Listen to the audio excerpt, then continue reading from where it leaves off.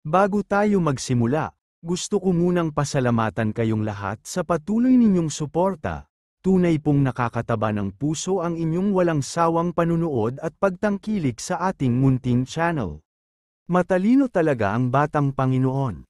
Maraming matatandang elder ang tiyak na susuporta sa kanyang desisyon.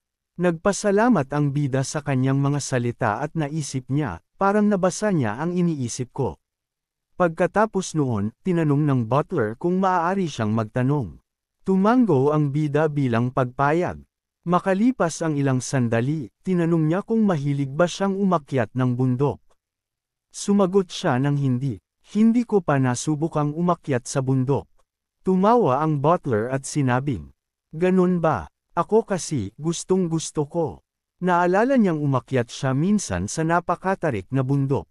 Walang daan, kaya kinailangan niyang gumawa ng sariling landas.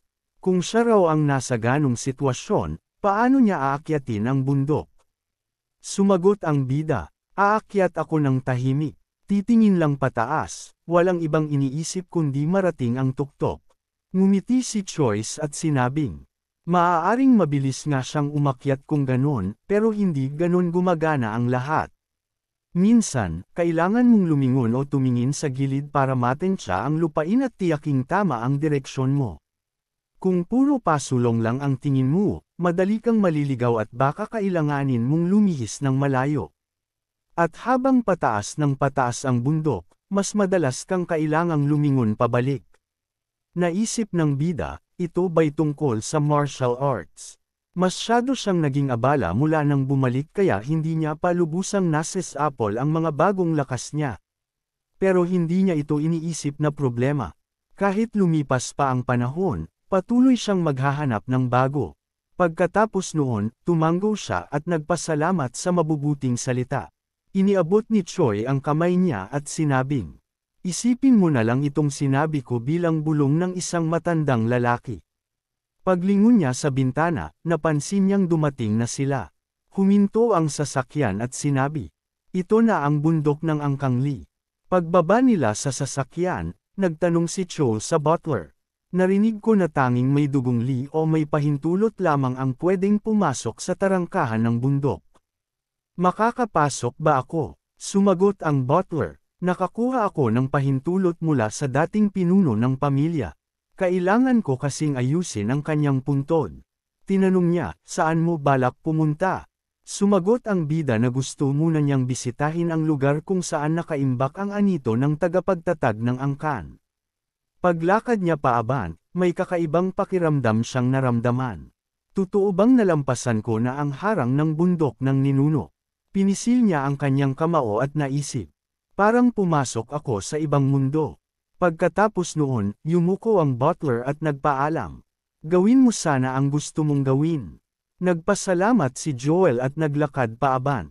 Habang nag-iisip siya, narating na niya ang libingan ng unang pinuno ng pamilya. Binuksan niya ang pinto ng silid at nagbigay galang sa tagapagtatag ng martial arts clan ng Angkang Lee. "Mula ngayon, kahit makagawa ako ng bastos na bagay, tulad ng paghuhukay sa puntod ng ninuno, patawarin niyo po ako, dahil ginagawa ko ito ayon sa mga inihandang tagubilin." Pagkatapos noon, hinugot niya ang espada mula sa kaluban at inilagay ito sa estan.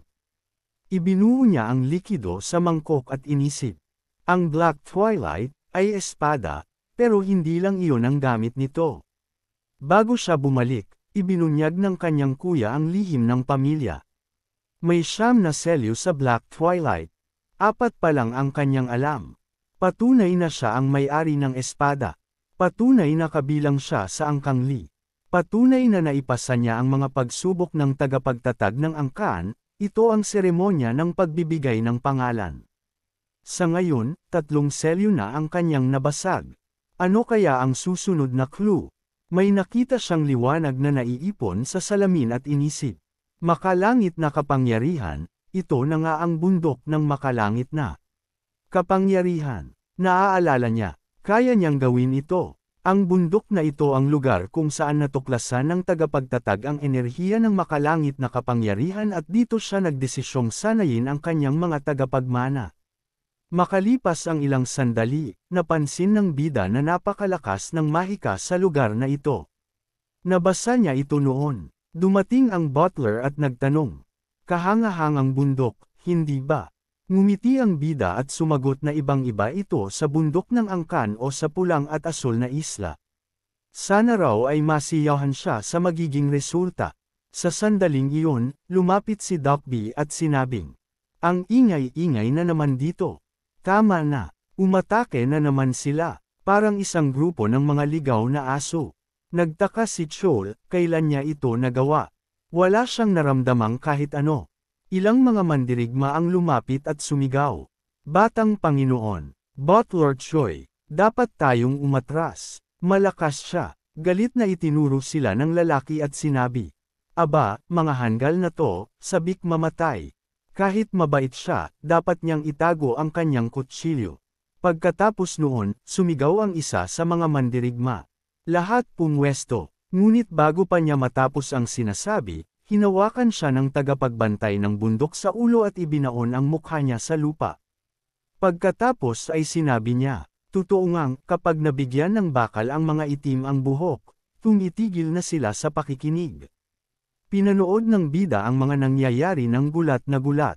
Maya-maya, uminom ng alak ang tagapagbantay mula sa bote at sumigaw. Paanong naglakas loob siyang umatake? Wala siyang laban. Dapat siyang magpasakop. "Hoy, immoral na hanggal!" Sigaw niya. "Bakit hindi mo ako binalaan isang buwan bago dumating? Kung dumating ka dito nang wala man lang bote ng alak, bangkay ka na sana." Ngumiti ang butler at humingi ng paumanhin. Pero sinabi ng tagapagbantay na sobra na iyon. Galit na galit siyang nagsalita. Kailan pa siya naging ganyan kakapal ang mukha? Tinawag ng bida ang butler, at ito naman ay nag-isip habang hawak ang kanyang baba at nagsabing, "Mukhang huli na ako sa pagpapakilala." Ang lalaking ito ang tagapagbantay ng bundok ng makalangit na kapangyarihan. Nagtaas siya ng salamin at nagtanong, "Siya ba yun?" Ang lalaking pinulot sa kalye.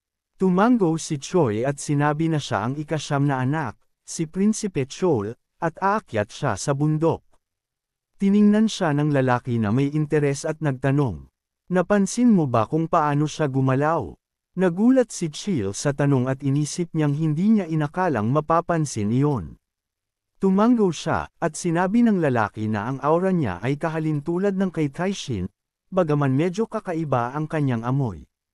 Bigla siyang nakaramdam ng sakit ng ulo at nagbago ang kulay ng isa niyang mata. Napansin ito ng tagapagbantay at sinabi, "Mukhang kakaiba rin ang mga mata mo, ha?" May isang sinulid ng enerhiya na nakatawag ng pansin niya. Pagkatapos ng ilang sandali sa gusali, tumawa ang lalaki habang tila kontentong-kontento.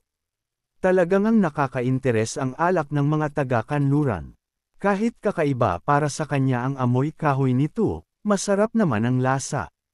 Ngumiti si Choi at sinabing natutuwa siya na nagustuhan niya ito.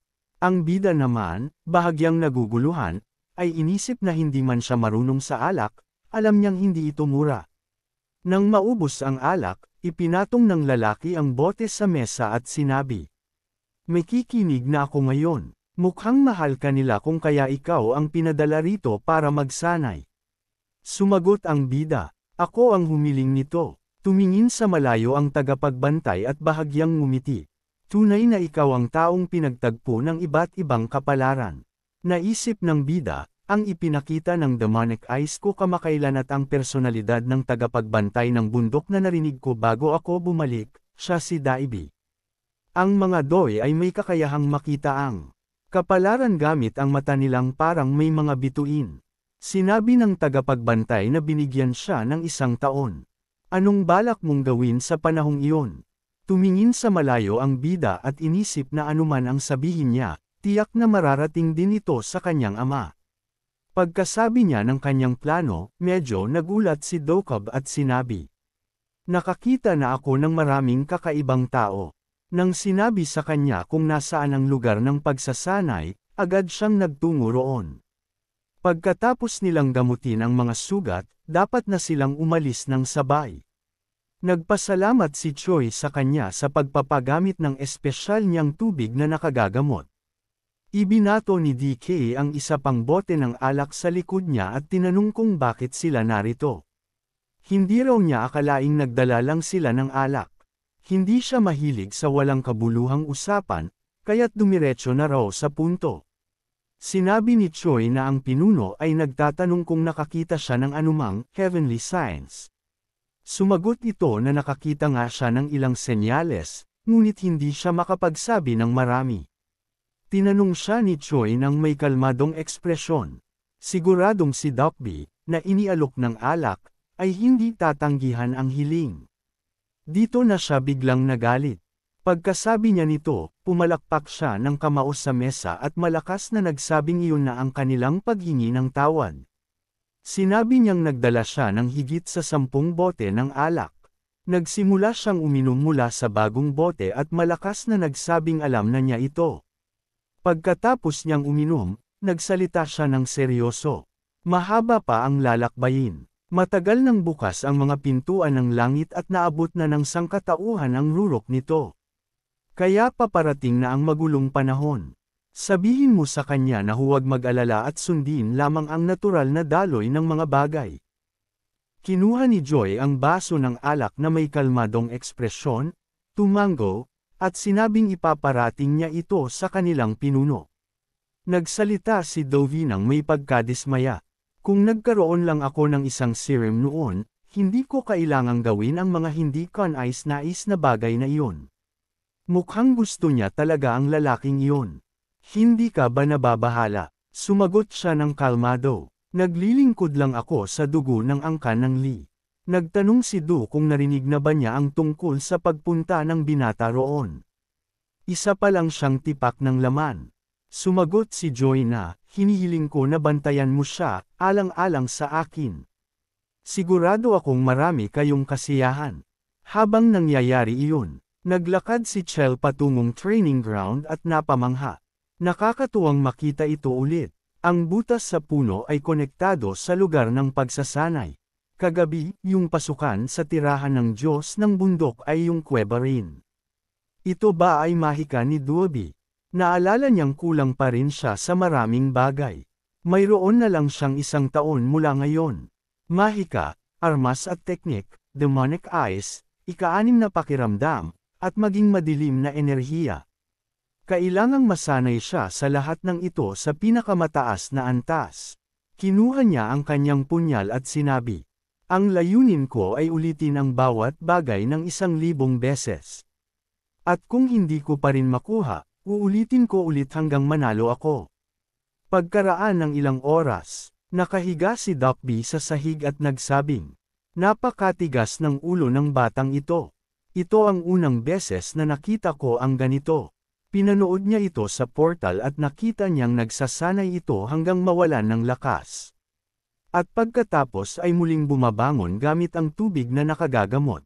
Parang pagpaparusa sa sarili. Kaunti lang ang benepisyo nito sa katawan. Nag-snap siya ng daliri at naisip.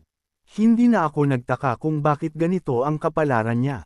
Destinado siyang mamatay ng bata o mabiktima ng aksidente. Pero ngayon, hindi na niya sinusunod ang itinakdang tadhana niya, bagkus ay hinahamon pa ang likas niyang enerhiya. Isang nilalang na walang kapalaran. May nakita na ba akong katulad niya? Naalala niya ang isang tao at nagsabi, pati ang langit ay sawang-sawa na sa pamilyang ito.